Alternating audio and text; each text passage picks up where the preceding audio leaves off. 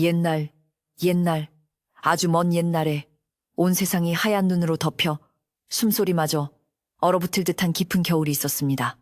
바람은 매서운 칼날처럼 궁궐의 처마 끝을 스쳐 지나가며 밤새도록 울었고 그 소리는 깊은 궁 안에 갇힌 이들의 시름처럼 구슬펐지요. 이곳은 지엄한 법도와 화려함 뒤에 수많은 비밀과 눈물을 감추고 있는 조선의 궁궐이었습니다. 그 궁궐 가장 깊숙하고 해가 잘 들지 않는 곳에 중궁전이 자리하고 있었습니다. 이름은 중궁전, 즉 나라의 어머니가 머무는 가장 높은 곳이었지만 그곳을 감도는 공기는 대비의 처소나 왕의 침전보다 훨씬 차가웠습니다. 문틈으로 스며드는 바람은 촛불을 위태롭게 흔들었고 그 흔들리는 불빛 아래 한 여인이 앉아 있었습니다. 이 나라의 왕비 민설인이었습니다. 설인은 중전이 되기 전부터 저주받은 여인이라 불렸습니다. 그녀가 태어나던 해 가뭄이 극심했고 그녀가 혼담을 나누려던 이웃집 도령은 갑자기 말에서 떨어져 다리가 부러졌습니다. 사람들은 수군거렸습니다. 그녀의 눈빛이 닿는 곳에는 불행이 싹트고 그녀의 손길이 머무는 곳에는 재앙이 깃든다고 말입니다. 몰락한 가문의 딸이었기에 그 소문은 더욱 빠르게 퍼져나갔지요. 그런 그녀가 어떻게 왕비가 되었을까요? 그것은 순전히 정치적인 이유였습니다. 흉흉한 소문에도 불구하고 그녀의 먼 친척이 되는 영의정이 세력 균형을 위해 그녀를 밀어붙였고 반대파의 힘을 누르려던 왕은 그 제안을 받아들였습니다. 그녀의 저주 따위는 옥새의 무게 앞에서 아무것도 아닌 것으로 치부되었습니다. 그렇게 설인은 자신의 의지와 상관없이 이 차가운 궁의 주인이 되었습니다. 하지만 궁궐은 그녀를 받아들이지 않았습니다. 특히 왕의 어머니인 대비는 설인을 노골적으로 싫어했습니다. 대비는 아침 문안 인사 때마다 설인을 위아래로 훑어보며 혀를 찼습니다. 나라의 국모라는 이가 어찌 저리도 복이 없게 생겼는가. 낯빛이 창백한 이 궁의 기운까지 스산하게 만드는구나. 그 말은 비수가 되어 설인의 가슴에 밝혔지만 그녀는 그저 고개를 숙일 뿐이었습니다. 궁녀들과 내관들의 태도 역시 마찬가지였습니다. 그들은 중전마마를 모시는 것을 극도로 꺼렸습니다. 어쩔 수 없이 시중을 들 때에도 그들은 설인과 눈을 마주치지 않으려 애썼고 그녀가 사용한 물건은 마치 부정한 것이라도 되는 듯 황급히 치워버렸습니다. 그들은 중전의 저주가 자신들에게 옮을까봐 전전긍긍했고 중궁전은 불길한 곳으로 낙인 찍혔습니다. 가장 큰 절망은 왕에게서 왔습니다. 이 나라의 지아비인 왕은 가래를 올린 첫날 밤 이후 단 한 번도 중궁전을 찾지 않았습니다. 그는 설인을 왕비로 맞았을 뿐 아내로 맞이하지 않았습니다. 왕의 발길은 늘 화려하고 애교 많은 박희빈의 처소를 향했습니다. 설인은 텅 빈 침소를 홀로 지키며 멀리서 들려오는 왕의 웃음소리에 조용히 눈을 감아야 했습니다. 설인은 때때로 스스로에게 물었습니다. 정말 나에게 그런 끔찍한 힘이 있는 것일까? 그녀는 자신의 손을 내려다보았습니다. 가늘고 하얀 손가락. 이 손이 누군가에게 불행을 가져다 준단 말인가? 그녀는 두려웠습니다. 자신의 존재 자체가 두려웠습니다. 그래서 그녀는 더욱더 자신을 감추었습니다. 살아있지 않은 사람처럼, 그림자처럼 존재하는 것이 이 궁에서 그녀가 살아남는 유일한 방법이라 여겼습니다. 그녀에게 유일한 위안은 자수틀이었습니다. 중궁전 구석 차가운 창가에 앉아 그녀는 봉황을 수놓았습니다. 왕비의 상징인 봉황. 하지만 그녀의 봉황은 금실로 화려하게 빛나지 않았습니다. 그녀는 짙푸른 실과 검은 실을 섞어 달빛 아래 홀로 우는 듯한 봉황을 수놓고 있었습니다. 한 땀 한 땀 술을 놓을 때마다 그녀는 자신의 슬픔과 두려움을 실 끝에 매달아 보내는 것 같았습니다. 겨울밤은 유난히 길었습니다. 설이는 늦은 시간까지 잠들지 못하고 창밖을 바라보곤 했습니다. 눈은 쉼없이 내렸고 소복하게 쌓인 눈 위로 순찰을 도는 넥관의 발자국 소리만 이따금 정막을 깨뜨렸습니다. 저 멀리 경복궁의 지붕들도 하얀 소복을 입은 듯 고요했습니다. 그 고요함 속에서 설이는 자신이 이 거대한 궁궐이라는 무덤의 산채로 묻힌 기분이었습니다. 중궁전의 뜰은 늘 비어 있었습니다. 본래대로라면 왕비를 뵙기 위한 손님들로 분주해야 할 곳이었지만 그곳을 찾는 이는 아무도 없었습니다. 대비의 탄신 연회에도 동지섣달의 큰 잔치에도 서리는 이름뿐인 주빈이었습니다. 그녀는 그저 병풍처럼 앉아있다가 아무도 눈치채지 못하게 자신의 처소로 돌아오곤 했습니다. 뜰에는 잡초만 무성해져 갔고 궁인들은 그곳을 저주받은 뜰이라 부르며 돌아갔습니다. 반면 박희빈의 처소인 취선당은 사계절 내내 웃음소리가 끊이지 않았습니다. 왕의 하사품이 산더미처럼 쌓였고 권력을 좇는 신하들의 발길이 이어졌습니다. 박희빈은 날마다 새로운 비단옷을 입고 화려한 잔치를 벌였습니다. 그곳의 따뜻한 온기와 환한 불빛은 서린이 머무는 중궁전의 냉기와 어둠을 더욱 깊게 만들었습니다. 사람들은 빛을 쫓기 마련이었고 서린은 잊혀진 그림자였습니다. 서린은 가끔 몰락한 친정을 생각했습니다. 그녀의 아버지는 강직한 선비였으나 권력 다툼에 휘말려 모든 것을 잃었습니다. 그녀가 저주라는 오명을 쓰게 된 것도 어쩌면 그 때문일지 몰랐습니다. 힘없는 자에게는 불행마저도 죄가 되는 법이니까요. 그녀는 친정에 해가 될까봐 편지 한 통 쓰지 못했습니다. 그저 매일 아침 정갈한 물을 떠놓고 부디 무사하시기만을 빌 뿐이었습니다. 어느 날 서리는 뜰을 청소하던 어린 무수리궁에 자비를 하는 여종가 추위에 떠는 것을 보았습니다. 손이 꽁꽁 얼어 빗자루를 놓칠 지경이었습니다. 서리는 망설이다가 자신의 따뜻한 손 화로를 몰래 그 아이에게 건네주었습니다. 아무도 모르게 하거라. 하지만 그날 밤 그 무수리는 원인 모를 고열에 시달리며 쓰러졌고 궁에는 다시 흉흉한 소문이 돌았습니다. 중전마마가 손을 댄 아이가 죽을 병에 걸렸다. 다행히 무수리는 며칠 뒤 회복했지만 그 사건 이후 서린을 향한 공포는 더욱 커졌습니다. 이제는 노골적으로 그녀를 피했습니다. 수라관에서는 중전의 수라상에 독이라도 들까봐 서로 미루기 일쑤였고 그녀의 옷을 세탁하는 세답방 궁녀들은 소금을 뿌려 부정을 씻어내곤 했습니다. 서린은 이제 따뜻한 마음을 내미는 것조차 죄가 된다는 것을 깨달았습니다. 그녀는 완벽한 섬이 되었습니다. 그래서 서린은 더욱더 자수에만 몰두했습니다. 그녀가 수놓는 봉황은 날개가 찢어진 듯 위태로워 보였습니다. 그녀는 금실 대신 은실을 사용해 봉황의 눈물을 표현했습니다. 차가운 달빛을 받아 은은하게 빛나는 그 눈물방울은 어쩌면 서린 자신의 눈물이었을 것입니다. 그녀는 이 자수가 완성되면 모든 것이 끝날지도 모른다고 막연히 생각했습니다. 혹은 이 자수가 자신의 유일한 벗이라고 여겼습니다. 왕은 이 모든 일을 애써 외면했습니다. 그는 서린을 볼 때마다 가문이 몰락하던 날에 음울한 기운을 느끼는 듯했습니다. 왕에게 서린은 정치적 거래의 산물일 뿐 사랑해야 할 아내가 아니었습니다. 그는 그녀의 저주를 믿는다기보다는 그녀를 둘러싼 불길함 자체를 멀리하고 싶어 했습니다. 국정으로 바쁜 왕에게 중궁전의 적막함은 차라리 편한 것일지도 몰랐습니다. 대비는 이 침묵을 교묘하게 이용했습니다. 그녀는 왕에게 중전의 기운이 너무 차서 원자박 희빈의 아들의 건강이 염려됩니다. 라며 은근히 서린을 압박했습니다. 대비에게 서린은 눈엣 가시였습니다.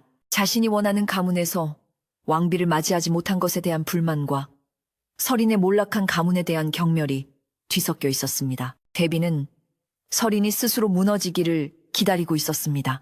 서린은 큰 것을 바라지 않았습니다. 왕의 사랑이나 궁인들의 존경 같은 것은 감히 꿈꾸지도 않았습니다. 그녀가 바라는 것은 단 하나, 그저 누구에게도 해를 끼치지 않고 조용히 살아가는 것이었습니다. 아침에 일어나 해를 보고 밤이 되면 달을 보며 그저 숨쉬고 있다는 사실만으로 만족하려 애썼습니다. 하지만 궁궐은 그녀의 그 작은 소망마저 허락하지 않으려는 듯 점점 더 혹독한 바람을 몰아치고 있었습니다. 그의 겨울은 유난히 춥고 길었습니다. 중궁전의 우물은 가장 먼저 얼어붙었고 처마 끝에 매달린 고드름은 거대한 창처럼 날카롭게 자라났습니다. 궁인들은 이것 또한 중전의 음기, 임희가 너무 강하기 때문이라고 수군거렸습니다. 서리는 겹겹이 속옷을 껴입었지만 뼛속까지 스며드는 한기를 막을 수는 없었습니다. 그것은 날씨 때문만이 아닌 사람들의 시선이 만들어낸 추위였습니다. 그 추위 속에서 서린의 봉황자수는 조금씩 완성되어 가고 있었습니다. 칠흑 같은 밤하늘을 배경으로 은빛 눈물을 흘리는 푸른 봉황. 그것은 슬프도록 아름다웠습니다. 서리는 마지막 깃털 하나를 수놓으며 생각했습니다. 이 봉황이 완성되어 날아오르면 이 지독한 저주도 함께 가져가 줄까. 하지만 그녀는 알고 있었습니다. 이 자수는 그저 천조각일 뿐 자신을 구원해 줄 수 없다는 것을. 그러던 어느 날 밤, 바람이 유난히 거칠게 울부짖던 날이었습니다. 서리는 늦은 시간까지 잠 못 이루고 자수틀 앞을 지키고 있었습니다. 밖에서는 나뭇가지가 부러지는 소리, 문풍지가 찢어지는 소리가 났습니다.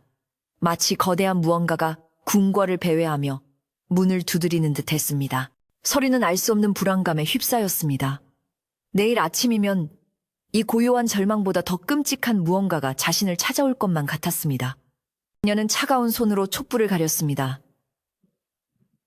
불빛이 흔들리자 벽에 드리워진 그녀의 그림자가 거대하게 솟아올랐습니다. 사람들은 저 그림자를 보고 저주라 부르는 것일까요? 서리는 조용히 눈을 감았습니다. 신이시여, 제가 무엇을 잘못했기에 이 시련을 주시나이까. 부디 이 궁궐에 더 이상의 불행이 없게 하소서. 그녀의 기도는 바람소리에 묻혀 그 누구의 귀에도 닿지 못하고 차가운 밤 공기 속으로 흩어져 갔습니다. 그 무섭도록 거칠었던 밤이 지나고 깨지기 쉬운 유리그릇 같은 아침이 밝았습니다. 밤새 세상을 뒤덮은 눈은 소란했던 바람의 흔적을 모두 지워버린 듯 궁궐을 하얗고 고요하게 만들었습니다. 하지만 그 고요함은 평화로움이 아닌 폭풍전에 숨막히는 적막함이었습니다. 중궁전에 갇혀 지내던 서리는 며칠 만에 처음으로 문을 열었습니다. 겹겹이 껴입은 옷으로도 막을 수 없는 차가운 공기가 폐부 깊숙이 스며들었지만 그녀는 그 시린 감각이 차라리 반가웠습니다. 숨을 쉬고 있다는 증거였으니까요. 그녀는 아주 잠깐이라도 이 답답한 방을 벗어나고 싶었습니다. 중궁전 뜰을 벗어날 수는 없었지만 뜰 구석에 웅크리고 앉아 하늘을 보는 것만이라도 허락받고 싶었습니다. 하지만 그녀가 조심스럽게 마루로 내려서려던 순간 멀리 대비의 처소를 향해 바쁘게 걸어가는 궁녀들의 행렬을 보았습니다. 그들은 평소보다 훨씬 더 부산스러웠고 그들의 얼굴에는 수심이 가득했습니다. 서리는 저도 모르게 발을 뒤로 물렸습니다. 자신의 존재가 또다시 불길한 오해를 살까 두려웠기 때문입니다. 결국 그녀는 밖으로 나가지 못하고 차가운 창살에 이마를 기댄 채 하얀 눈이 덮인 궁궐의 지붕들만 바라보았습니다. 그녀의 시선은 저도 모르게 대비의 처소 쪽을 향했습니다. 그곳 정원에는 왕실의 장수를 상징하는 수백 년 묵은 소나무가 한 그루 있었습니다. 그 소나무는 궁궐의 역사 그 자체였고 대비가 특히 아끼는 것이었지요. 서리는 그저 멀리서 그 위험 있는 소나무가 눈 속에서도 푸른빛을 잃지 않고 서 있는 모습을 바라볼 뿐이었습니다. 저 소나무처럼 나도 이 겨울을 버텨낼 수 있을까? 그런 막연한 생각을 했을 뿐입니다. 바로 다음 날 궁궐이 발칵 뒤집혔습니다. 마치 얼어붙은 강이 깨지는 듯한 소식이었습니다. 대비마마가 그토록 아끼시던 왕실의 장수를 상징하던 그 소나무가 시들기 시작했다는 것입니다. 그것도 한겨울에 아무런 이유도 없이 말입니다. 푸르러야 할 쏘잎이 하룻밤 사이에 누렇게 변하기 시작했고 뿌리 근처의 굵은 가지들은 생기를 잃고 축 늘어졌습니다. 이 엄동설 안에 벌레가 생길 리도 가뭄이 들 리도 없었습니다. 어이들이 모두 달려들었지만 그들은 나무의 병명을 알 수 없었습니다. 소문은 불길처럼 번져나갔습니다. 처음에는 그저 소나무가 아프다던 이야기가 어느새 소나무가 죽어가고 있다는 말로 바뀌었습니다. 그리고 그 소문은 꼬리를 물고 또 다른 소문을 낳았습니다. 데뷔 전에 한 친박 나인이 자기가 본 것을 이야기하기 시작했습니다. 어제 아침 중전마마께서 창가에 서서 한참 동안 소나무를 노려보시는 것을 보았습니다. 그 말은 순식간에 살이 붙었습니다. 중전마마의 눈길이 닿자마자 소나무가 시들기 시작했다. 이제 공공연한 비밀은 끔찍한 진실이 되었습니다. 중전의 저주가 진짜다. 사람들은 그렇게 수군거렸습니다. 세다방의 궁녀들은 빨래방망이를 두드리며 말했습니다. 그저 사람에게만 해를 끼치는 것이 아니었어. 짐승도 모자라. 이제는 나무까지 죽이는구나. 수라간의 나인들은 소뚜껑을 닫으며 한숨을 쉬었습니다. 왕실의 상징인 소나무가 절이 되었으니 나라의 큰 흉조가 들 징조야. 모두 그분을 잘못 들인 탓이야. 소문은 날개를 달고 대비의 귀에까지 들어갔습니다. 대비는 경노했습니다. 그녀에게 그 소나무는 단순한 나무가 아니었습니다. 그것은 왕실의 건강이자 자신의 권위였습니다. 대비는 설인이 감히 자신의 것을, 그것도 가장 귀한 것을 해쳤다고 생각했습니다. 그녀는 옥좌에 앉은 왕에게 달려가 눈물을 흘리며 호소했습니다. 주상, 보셨습니까? 저 불길한 것이 궁에 들어온 이후로 좋은 일이 없습니다. 이제는 왕실의 기둥인 소나무까지 말라 죽게 생겼습니다. 저것은 주상을 향한 저주입니다. 왕은 혼란스러웠습니다. 그는 이성적인 군주가 되려 했었지만 흉조라는 말 앞에서는 그 또한 조선의 왕일 뿐이었습니다. 한겨울에 마르는 소나무는 분명 불길한 징조였습니다. 그는 저주를 믿지 않았지만 민심과 신하들의 동요를 무시할 수 없었습니다. 그는 설인을 불러 자초지종을 묻고 싶었지만 그녀를 대면할 용기가 나지 않았습니다. 그녀를 보면 그녀의 저주를 인정하는 것만 같았습니다. 결국 왕은 침묵을 선택했습니다. 그리고 그 침묵은 설인에게 가장 가혹한 형벌이었습니다. 그녀는 중궁전에 사실상 연금되었습니다. 누구도 그녀를 찾아오지 않았고 그녀 또한 밖으로 나갈 수 없었습니다.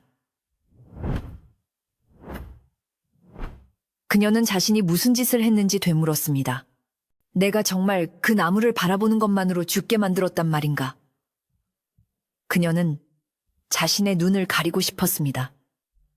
자신의 존재 자체를 지워버리고 싶었습니다. 그녀의 텅 빈 방에는 절망이라는 그림자가 더욱 짙게 깔렸습니다. 바로 그때 이 모든 혼란의 중심에서 가장 환하게 웃고 있는 이가 있었으니 바로 왕의 총애를 한 몸에 받는 박희빈이었습니다. 그녀는 이 기회를 놓칠 리 없었습니다. 소나무 사건으로 궁궐이 어수선한 틈을 타 그녀는 보란듯이 화려한 모피로 몸을 감싸고 중궁전을 찾았습니다. 문을 지키던 내과는 감히 희빈을 막지 못했습니다. 그녀는 싸늘한 중궁전 방 안으로 들어서며 마치 독사처럼 부드럽고 차가운 목소리로 말했습니다. 마마, 옥체가 상하실까 염려되어 찾아뵈었습니다. 박희빈의 목소리는 꿀처럼 달았지만 그 눈빛은 얼음장처럼 차가웠습니다. 설이는 헬쑥한 얼굴로 예를 갖추려 애썼습니다. 이 누추한 곳까지 어인 행차십니까, 희빈? 박희빈은 설인의 초라한 행색과 방 안의 냉기를 보란듯이 훑어보며 가증스러운 동정의 미소를 지었습니다. 어찌 이리 춥게 지내십니까? 주상전하께 아뢰어 수치라도 더 넣어드리라 청해야겠습니다. 그녀의 말은 비수였습니다.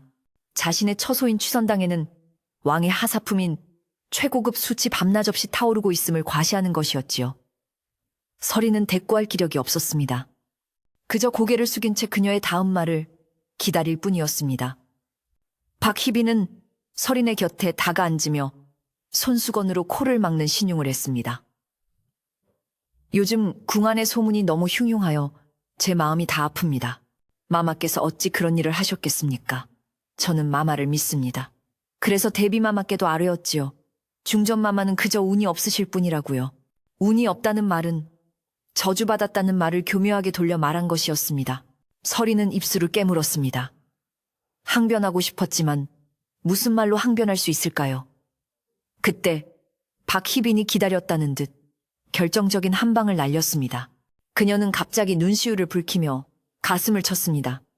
사실 마마, 드릴 말씀이 있어 어렵게 걸음하였습니다. 그녀의 연기는 너무나도 능숙해서 모르는 이가 본다면 진심으로 걱정하는 듯 보였을 것입니다. 무슨 일이십니까? 설인이 묻자 박희빈은 흐느끼는 목소리로 말했습니다. 저의 아들 원자가 어젯밤부터 몹시 아픕니다. 그 말에 설이는 깜짝 놀랐습니다. 원자는 박희빈의 아들이자 왕의 유일한 아들로 세자 책봉이 유력한 아이였습니다. 원자께서 편찮으시다니요. 어이는 부르셨습니까? 병세가 어떠합니까? 박희빈은 설인의 그 순진한 걱정을 기다렸다는 듯 고개를 번쩍 들고 그녀를 똑바로 응시했습니다. 그녀의 눈에는 더 이상 눈물이 없었습니다. 대신 차가운 분노와 계산이 서려 있었습니다. 어이도 다녀갔지만 병의 원인을 모르겠다고 합니다. 그저 열이 펄펄 끓고 밤새 경기를 일으키며 울기만 합니다. 그러고는 한숨과 함께 결정적인 말을 덧붙였습니다. 이상하게도 제가 이틀 전 데뷔마마께 아침 문안을 드리고 돌아온 직후부터 아이가 아프기 시작했습니다. 그날 아침 문안에서 마마를 뵌 것이 마지막이었는데 말입니다. 그 말은 공기 중에 얼음 파편처럼 흩어졌습니다. 서리는 숨이 멎는 것 같았습니다. 이틀 전 아침 문안. 그날은 소나무가 시들기 시작한 바로 전날이었습니다. 박희빈의 말은 명백했습니다. 네가 나를 만났고 너의 저주가 나를 통해 내 아들에게 옮겨갔다. 이것은 소나무보다 더 끔찍한 고발이었습니다. 왕의 핏줄, 장차 이 나라의 왕이 될지도 모르는 아이를 해하려 했다는 누명이었습니다. 서리는 온몸이 차갑게 식는 것을 느꼈습니다. 희빈, 그것은 오해입니다. 하지만 박희빈은 서린의 말을 들을 생각이 없었습니다. 그녀는 자리에서 일어나며 마지막 일격을 가했습니다. 부디 옥체 보전하십시오.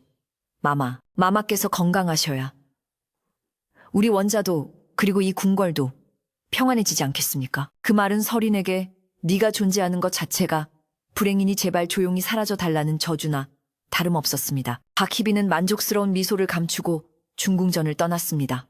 원자가 아프다는 소식은 소나무 사건과 맞물려 궁궐을 공포의 도가니로 몰아넣었습니다. 이제 사람들은 중전 서린을 그저 불길한 여인이 아니라 왕실을 해하려는 마녀로 보기 시작했습니다. 왕은 이 소식을 듣고 경노했습니다. 자신의 아들까지 위험에 처했다는 생각에 그는 이성을 잃었습니다. 그는 당장 중궁전의 모든 출입을 금하라는 명을 내렸습니다. 중전의 시중을 들던 나인들마저 모두 물러나게 하고 문 앞에는 칼을 든 금군이 지키게 했습니다. 서리는 완벽하게 고립되었습니다. 그녀는 이제 죄인이었습니다. 아무도 그녀의 말을 들어주지 않았고 아무도 그녀의 결백을 믿어주지 않았습니다. 그녀는 차가운 방바닥에 주저앉아 하염없이 눈물을 흘렸습니다. 정말 내가 괴물인가? 정말 나의 존재가 모든 것을 망가뜨리고 있는가? 그녀는 잊고 있었던 봉황 자수트를 보았습니다. 은실로 수놓은 봉황의 눈물이 마치 자신의 처지를 비웃는 듯 했습니다. 그녀는 모든 것을 포기하고 싶었습니다. 이대로 얼어 죽어버린다면 이 끔찍한 저주도 끝날 수 있을까요? 그렇게 며칠이 흘렀습니다. 서리는 입에 아무것도 대지 않았습니다. 그녀는 그저 죽은 듯이 누워만 있었습니다. 방 안의 숯불은 꺼진 지 오래였고 물그릇엔 살얼음이 끼었습니다. 그녀의 의식마저 희미해져갈 무렵 굳게 닫혔던 문이 소리 없이 열리는 소리가 들렸습니다. 서리는 눈을 뜰 기력도 없었습니다. 금군이 자신을 끌어내려 온 것이라 생각했습니다. 하지만 들려온 것은 거친 무기 소리가 아닌 낡았지만 정갈한 비단 치마 스치는 소리였습니다. 그리고 아주 오래된 하지만 잊을 수 없는 향기가 났습니다. 그것은 갓 달인 생강의 맵고도 따뜻한 향기였습니다. 누군가 그녀의 곁에 조용히 앉는 기척이 났습니다. 마마, 정신을 차리셔야 합니다. 낮고도 힘있는 목소리였습니다. 서린이 힘겹게 눈을 뜨자 그곳에는 수십 년간 궁궐의 온갖 꾸준히를 도맡아온 친방의 김상궁이 앉아 있었습니다. 그녀는 왕의 유모의 유모였다고도 하고 선대 왕의 비밀을 간직하고 있다고도 하는 궁궐에 살아있는 역사 같은 존재였습니다. 그녀는 그 누구의 편에도 서지 않았기에 데뷔도 박희빈도 함부로 대하지 못하는 유일한 사람이었습니다. 그녀는 따뜻한 김이 오르는 생강차와 정갈하게 뜬 흰죽이 담긴 작은 상을 들고 있었습니다. 상궁, 어찌하여? 서린의 목소리는 갈라져 나왔습니다. 김상궁은 서린의 등을 부드럽게 받쳐 일으켜 앉혔습니다. 금군에게는 데뷔마마의 명으로 약을 가져왔다. 둘러대었습니다. 우선 이것부터 드시지요. 몸이 이리 상해서야 어찌 싸움이라도 하시겠습니까? 서린은 고개를 저었습니다.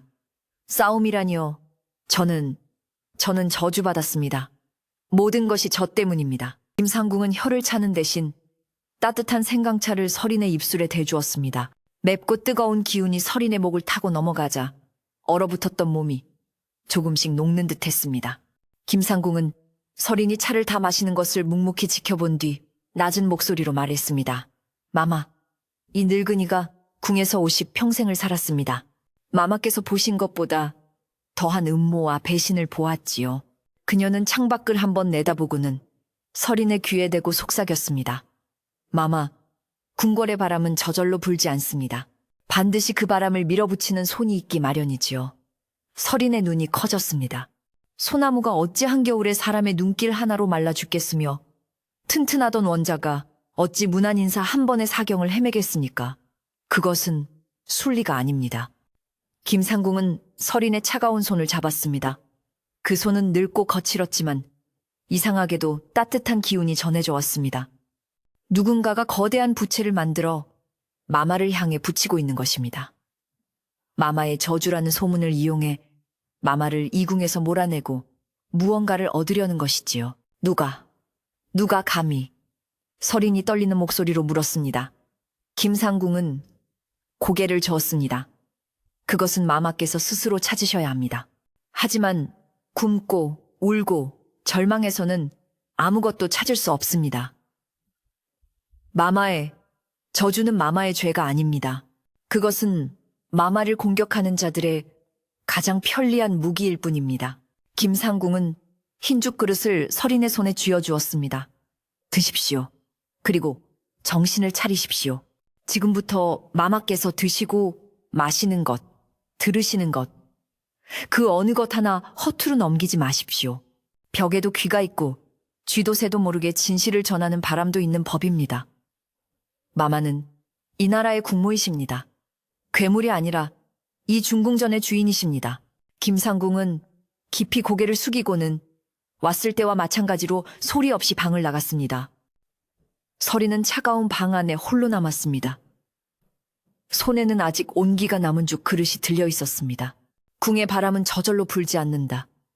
김상궁의 말이 그녀의 머릿속을 맴돌았습니다.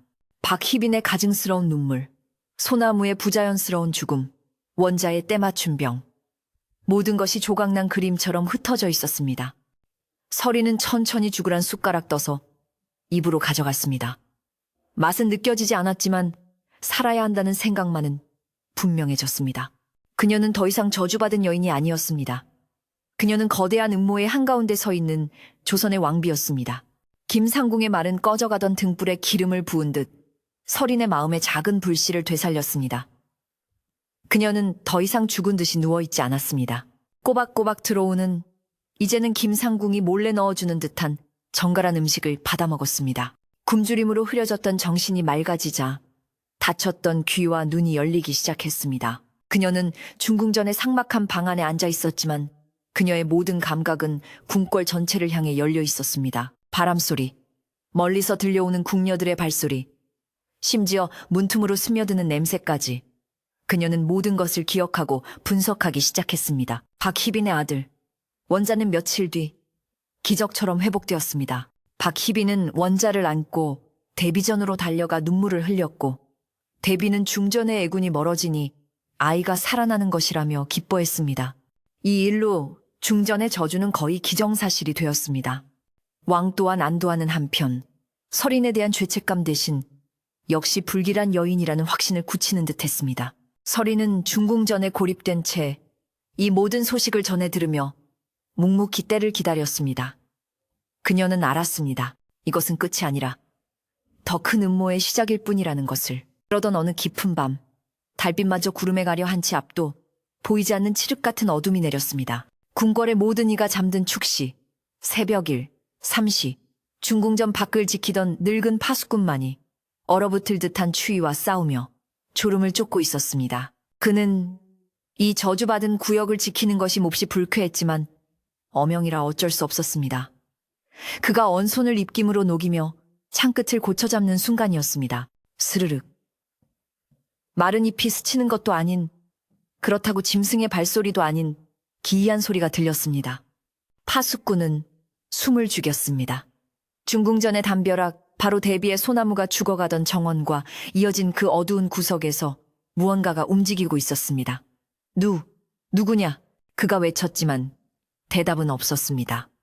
대신 하얀 소복 같은 것이 바람에 날리듯 휙 하고 뜰을 가로지르는 것이 보였습니다. 그것은 사람의 걸음걸이가 아니었습니다. 마치 땅 위를 미끄러지듯 소리 없이 움직였습니다. 파수꾼은 공포에 질려 주저앉을 뻔했습니다. 저것이 바로 말로만 듣던 중전이 몰고 온 원기, 웬귀란 말인가. 그 하얀 그림자는 중궁전뜰을 한 바퀴 맴돌더니 순식간에 담장 너머로 사라졌습니다. 마치 안개처럼 스며들어 사라진 것입니다. 파수꾼은 온몸이 사시나무 떨듯 떨려왔습니다. 그가 간신히 정신을 차리고 일어서려는데 코끝에 이상한 냄새가 스며들었습니다. 그것은 향. 냄새도 아니고 꽃냄새도 아니었습니다. 달콤하면서도 어딘가 머리가 아찔해지는, 한 번도 맡아본 적 없는 기이하고도 짙은 향기였습니다. 그 향기는 하얀 그림자가 사라진 곳에 짙게 배어 있었습니다. 다음 날 아침, 궁궐은 다시 한번 뒤집혔습니다. 늙은 파수꾼이 혼절 직전의 얼굴로 자신이 본 것을 상세히 고했기 때문입니다. 하얀 그림자와 기이한 향기. 이야기는 삽시간에 궁궐 전체를 공포로 몰아넣었습니다. 귀신이다. 중전의 저주가 이제 원기가 되어 궁궐을 떠돌고 있다. 궁녀들은 해가 지기도 전에 처소의 문을 걸어 잠갔고 내관들은 밤순찰을 돌 때마다 부적을 품에 지녔습니다. 궁궐의 밤은 이전보다 훨씬 더 깊고 무서운 어둠 속으로 빠져들었습니다. 설인 역시 그 소문을 전해 들었습니다. 그녀는 하얀 그림자라는 말보다 기이한 향기라는 대목에 더 집중했습니다. 김상궁의 조언대로라면 저절로 일어나는 일은 없었습니다. 귀신이 향기를 남기고 다닌단 말인가? 그것도 그토록 짙은, 사람의 기억에 남을 만한 향기를.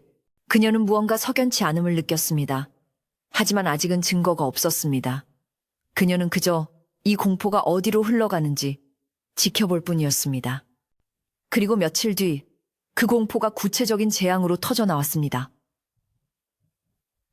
이번에는 하얀 그림자가 나타났던 바로 그 축시였습니다. 궁궐의 정적을 깨는 다급한 종소리가 울려 퍼졌습니다. 불이야!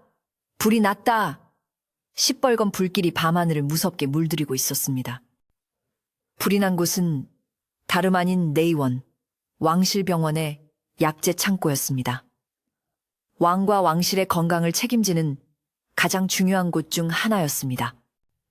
불길은 생각보다 빨리 잡혔지만 피해는 끔찍했습니다.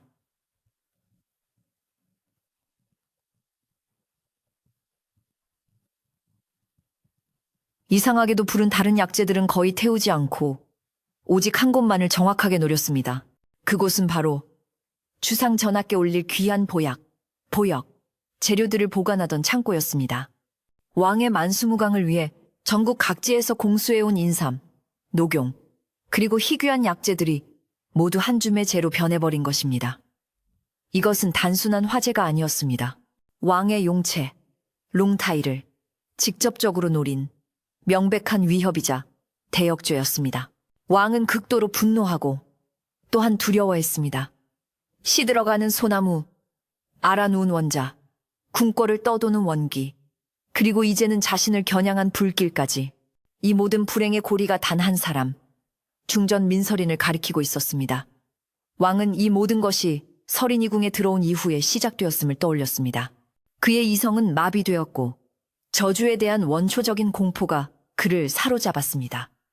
그는 신하들을 모아놓고 고함을 질렀습니다.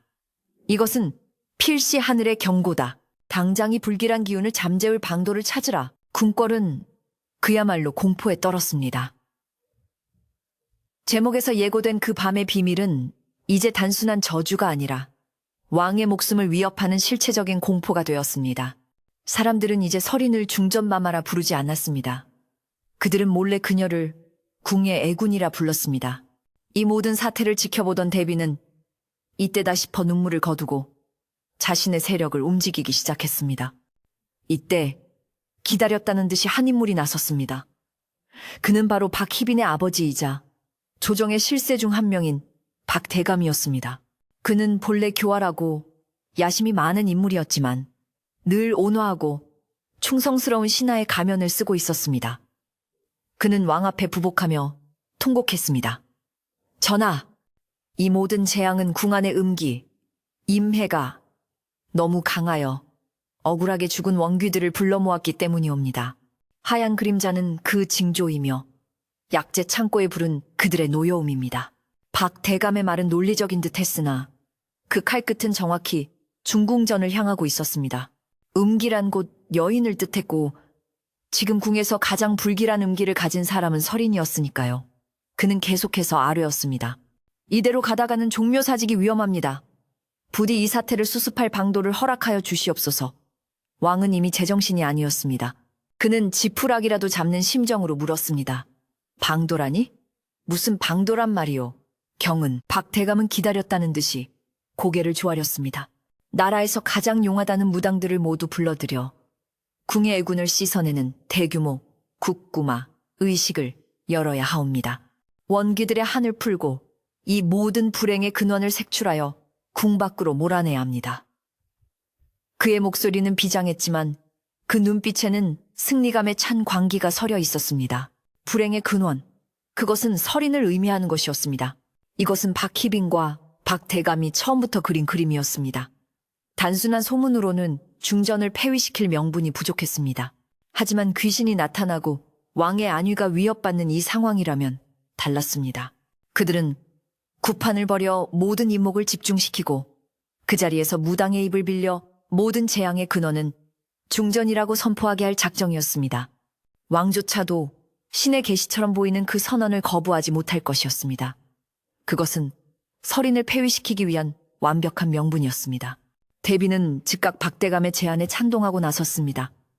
박대감의 말이 옳습니다. 주상, 내 아들을 이 나라의 근본을 지키기 위해서라면 굿이라도 100번 열어야지요. 왕은 신하들과 어머니의 압박, 그리고 자신의 공포에 짓눌려 결국 고개를 끄덕이고 말았습니다. 좋소, 당장 나라에서 제일 가는 무당들을 불러 모으시오. 궁궐 마당에서 가장 성대하고 엄중하게 그 굿이라는 것을 거행하도록 하시오. 어명은 떨어졌습니다.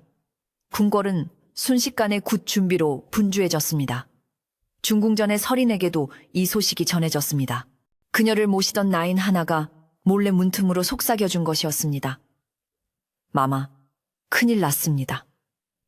나흘 뒤에 마당에서 큰 구판이 벌어진답니다. 그 굿이 마마를 겨냥한 것이라 합니다. 설인은 온몸에서 피가 빠져나가는 듯한 냉기를 느꼈습니다. 이제 정말 벼랑 끝이었습니다. 그녀는 궁지에 몰렸습니다. 하얀 그림자, 기이한 향기, 약재 창고의 불, 그리고 대규모 굿. 이 모든 것이 자신을 올가매는 거대한 그물이었음을 깨달았습니다. 그녀가 구판에 끌려나가는 순간 그녀는 반박할 기회조차 없이 마녀로 낙인 찍힐 것이 분명했습니다. 그녀는 절망감에 휩싸여 방바닥에 주저앉았습니다. 그때였습니다. 김상궁의 목소리가 환청처럼 들렸습니다. 궁의 바람은 저절로 불지 않습니다. 바람은 어디서 시작되었는가? 설이는 미친 듯이 생각하기 시작했습니다. 소나무, 원자, 하얀 그림자, 그리고 향기.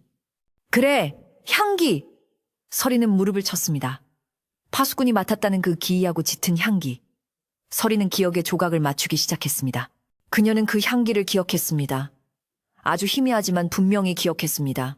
그것은 그녀가 궁에 들어오기 전 아직 박희빈이 후궁의 자리에 오르기 위해 애쓰던 시절 어느 작은 연회에서 맡았던 향기였습니다.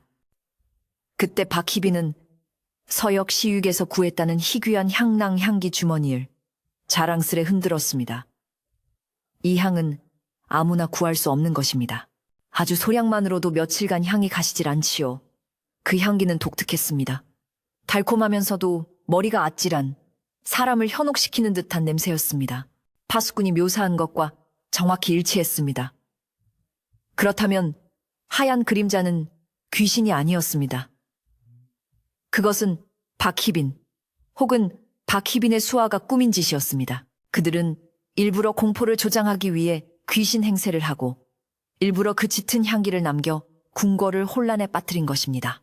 소나무를 시들게 한 것도, 원자를 아프게 한 것도, 심지어 내의원에 불을 지른 것도 모두 그들의 자작극일 가능성이 높았습니다.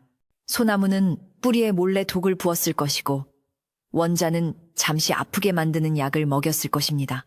내의원 방화는 왕의 약재를 태움으로써 설인에게 왕을 해하려 했다는 누명을 씌우기 위한 가장 결정적인 한 수였습니다. 설인의 머릿속이 차갑게 식으며 맑아졌습니다. 공포가 사라진 자리에 차가운 분노와 함께 살아야겠다는 의지가 솟아올랐습니다. 하지만 증거가 없었습니다. 구판이 벌어지기까지는 단 나흘. 그녀는 이 굳게 닫힌 중궁전 안에서 무엇을 할 수 있을까요? 그녀는 유일하게 자신을 도울 수 있는 사람을 떠올렸습니다. 그날 밤 설이는 낡은 종이 한 귀퉁이에 무언가를 적었습니다.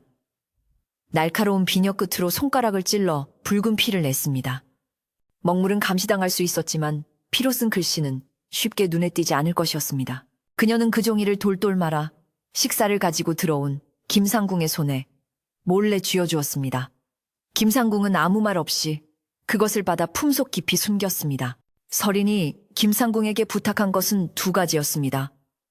첫째, 그날 밤 하얀 그림자를 목격했던 늙은 파수꾼을 구판이 벌어지는 날까지 안전하게 숨기고 보호할 것. 둘째, 박희빈의 처소인 취선당에 잠입하여 그 기이한 향기가 나는 향낭이나 향료를 무슨 수를 써서든 아주 조금이라도 훔쳐올 것. 마지막으로 그녀는 한 가지를 더 부탁했습니다. 상궁, 쥐를 잡을 덫이 필요합니다. 아주 눈에 잘 띄는 덫이요.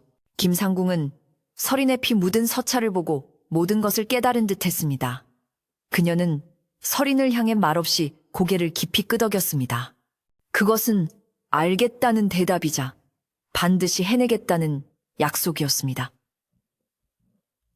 김상궁이 사라진 뒤 설인은 창밖을 바라보았습니다. 구판을 준비하는 궁인들의 외침과 망치 소리가 멀리서 들려왔습니다. 그들은 자신을 죽이기 위한 무대를 만들고 있었습니다. 설인은 차갑게 미소 지었습니다. 좋습니다. 그 무대가 정녕 필요하다면 기꺼이 올라가 드리지요. 하지만 누가 주인공이 될지는 그날이 되어야 알게 될 것입니다. 나흘이라는 시간은 피를 말리는 듯한 긴장 속에서 흘러갔습니다.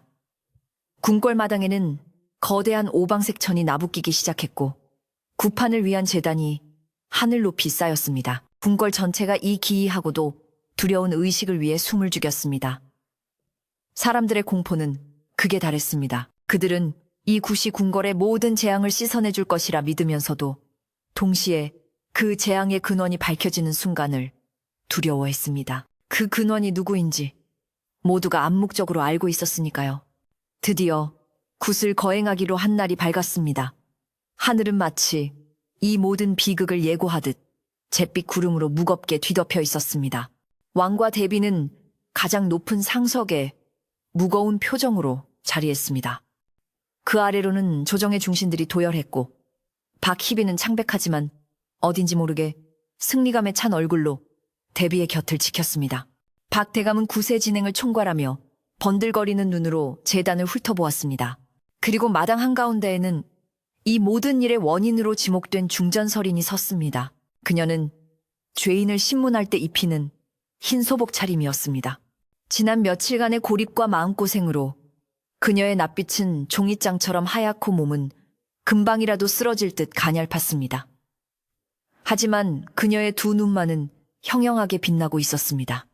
그것은 절망에 빠진 자의 눈빛이 아니었습니다. 모든 것을 걸고 마지막 싸움을 준비하는 자의 차갑고도 단단한 결의에 찬 눈빛이었습니다. 그녀는 굳게 닫힌 중궁전의 문을 스스로 열고 금군의 호위도 없이 홀로 걸어나와 그 자리에 섰습니다. 굿이 시작되었습니다. 나라에서 가장 용하다는 무당들이 모여들었습니다. 그들의 우두머리인 대무당, 다우당은 화려하지만 기괴한 복장을 하고 있었습니다. 그녀가 징을 울리자 온 궁궐의 공기가 얼어붙는 듯 했습니다. 이 궁궐의 피냄새가 진동한다. 억울한 원기가 구름처럼 몰려와 옥좌를 노리고 있구나. 대무당의 목소리는 칼날처럼 날카로워 사람들의 심장을 꿰뚫었습니다. 그녀는 칼춤을 추기 시작했습니다. 춤사위는 점점 더 격렬해졌습니다. 대무당은 미친 사람처럼 펄쩍펄쩍 뛰며 알 수 없는 주문을 외웠습니다. 북방의 검은 기운이 궁을 덮었고 서방의 백호가 피를 토하는구나.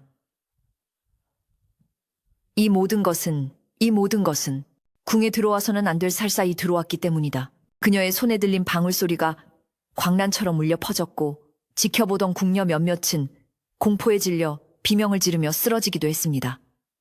왕의 얼굴은 흑빛이 되었습니다. 박희빈과 박대감은 몰래 만족스러운 미소를 교환했습니다. 모든 것이 계획대로 흘러가고 있었습니다.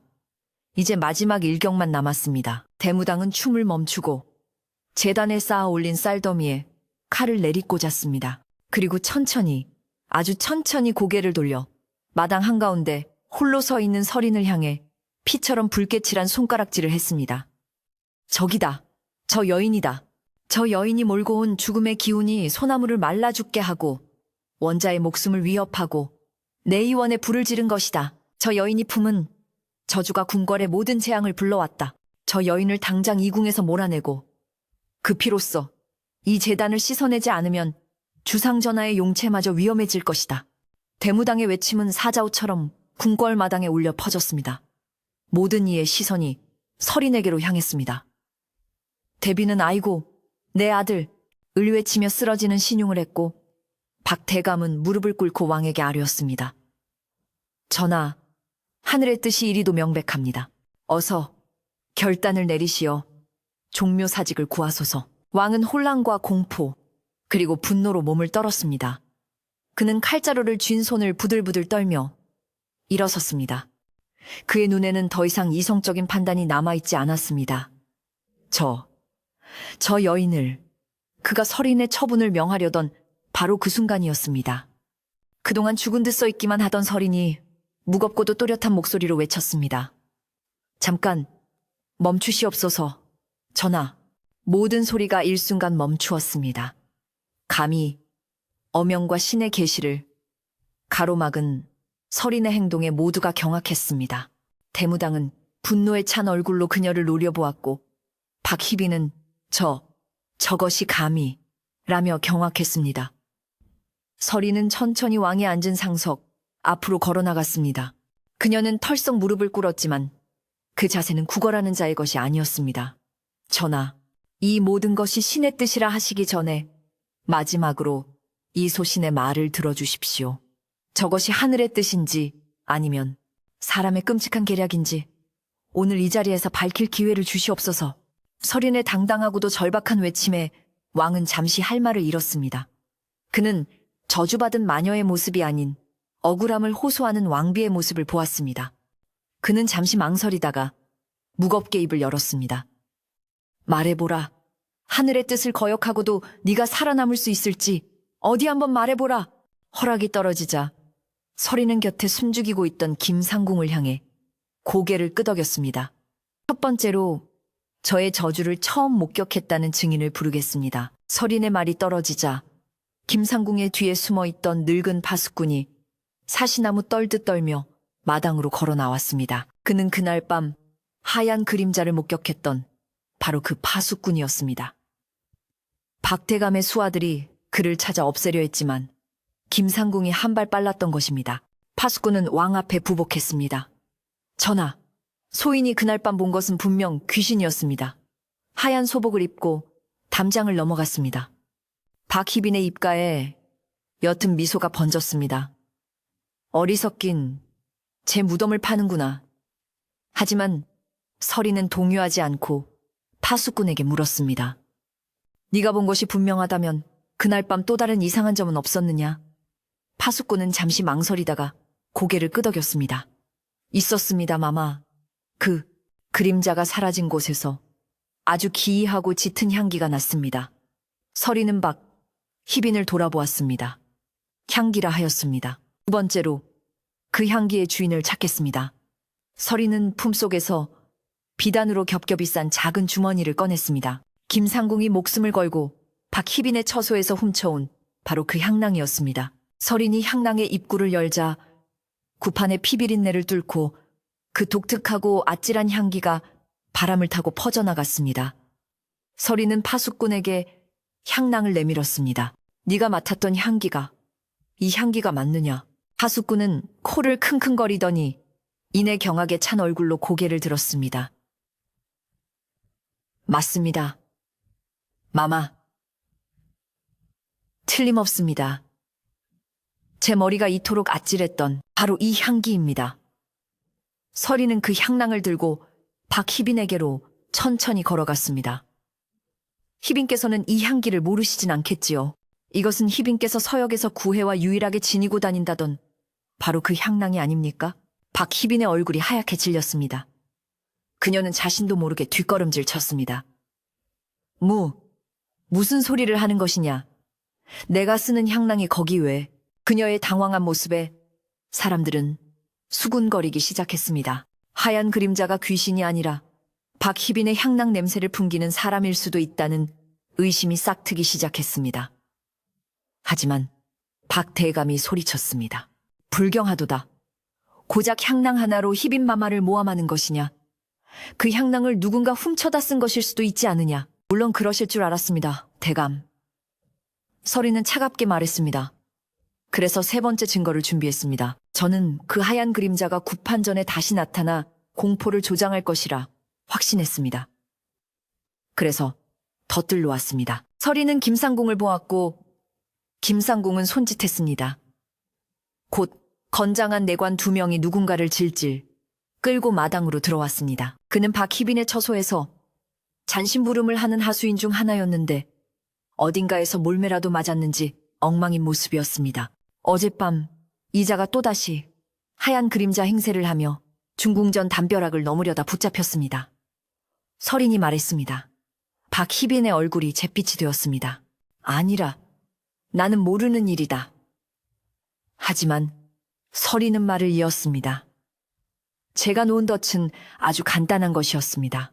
그 하얀 그림자가 나타났던 길목과 내의원, 약재창고, 뒤편, 그리고 대비마마의 소나무 근처에 끈적한 엿기름에 섞은 인광과루를 뿌려두었습니다. 인광이라는 말에 박대감의 눈이 크게 흔들렸습니다. 인광은 어둠 속에서 희미하게 빛을 내는 가루였습니다. 박희빈의 수하들은 하얀 그림자를 더 귀신처럼 보이게 하려고 자신들의 옷에 인광가루를 묻혔던 것입니다. 하지만 그들은 서린이 끈적한 엿기름과 함께 더 많은 인광가루를 덫으로 뿌려두었을 줄은 몰랐습니다. 서린은 끌려 나온 하수인의 발을 가리켰습니다. 그의 버선과 바짓단을 보시옵소서. 전하, 내관들이 횃불을 그의 발치에 가까이 가져다 대었습니다. 그러자 맑은 대낮임에도 불구하고 그의 버선과 바짓단 아랫부분이 끈적한 무언가에 엉겨붙어 기이한 푸른빛으로 희미하게 빛나고 있었습니다. 그것은 서린이 뿌려둔 덫대 걸렸다는 명백한 증거였습니다. 이것이 바로 귀신의 발자국입니다. 이자가 하얀 그림자의 정체이며 이자가 박희빈의 명을 받아 소나무 뿌리에 독을 붓고 내의원에 불을 지른 범인입니다. 아니옵니다. 전하, 모함입니다. 박희빈이 비명을 질렀지만 때는 늦었습니다. 붙잡힌 하수인은 이 모든 증거 앞에서 결국 무너져 내렸습니다. 그는 머리를 땅에 찌으며 모든 것을 자백하기 시작했습니다. 살려주십시오. 전하, 희빈마마께서 시키시는 대로 했을 뿐입니다. 소나무에 독을 부은 것도, 원자마마께 잠시 열이 오르는 약을 먹인 것도, 내의원에 불을 지른 것도 모두 희빈마마의 명이었습니다. 모든 것이 밝혀지는 순간이었습니다. 궁궐을 공포에 떨게 한 그 밤의 비밀은 귀신의 저주가 아니었습니다. 그것은 왕비의 자리를 탐낸 한 여인의 끔찍한 욕심과 그 딸을 돕기 위한 늙은 권력가의 추악한 음모였습니다. 대무당은 이 모든 광경에 넋이 그 자리에 주저앉았고 그녀 역시 박대감에게 돈을 받고 거짓 연기를 했음이 드러났습니다. 왕은 배신감과 분노로 온몸을 떨었습니다. 그는 자신이 그토록 사랑했던 여인과 믿었던 신하에게 완벽하게 기만당했습니다. 그는 소나무를 걱정하고 원자를 걱정했던 것이 아니라 그들의 계략에 놀아나 자신의 아내를 죽음으로 몰아넣을 뻔했습니다. 왕은 검을 뽑아 들었습니다.